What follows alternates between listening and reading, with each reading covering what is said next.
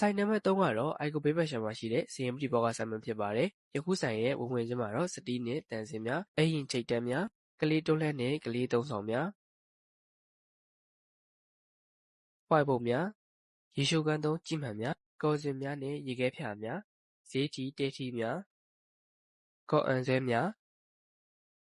hot item များနဲ့ promotion item များကိုတွေ့ရမှာဖြစ်ပြီးတော့ဆိုင်တွင်ပိုင်းမှာတော့တန်ရှည်သုံးပစ္စည်းများထိုင်ခင်းများ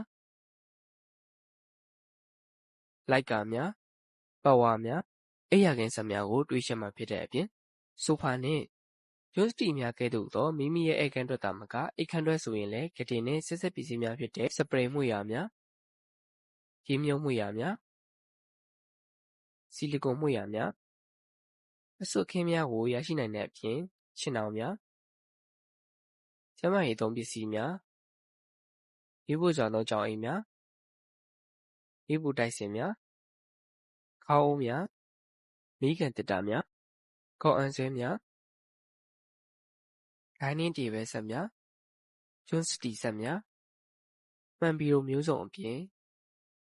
မှန်တင်ကုန်များဖျားကျောင်းဆောင်များကိုလုံးပေါ်မှန်များတစ်သားပီရိုများတစ်သားခုံများအပြင်အရွယ်စားစုံလင်နဲ့မိသက်စေဘူးများကိုခုံမျိုးစုံတို့ကိုတနေရာထဲမှာဝယ်ရရှိနိုင်မှာပဲဖြစ်ပါတယ်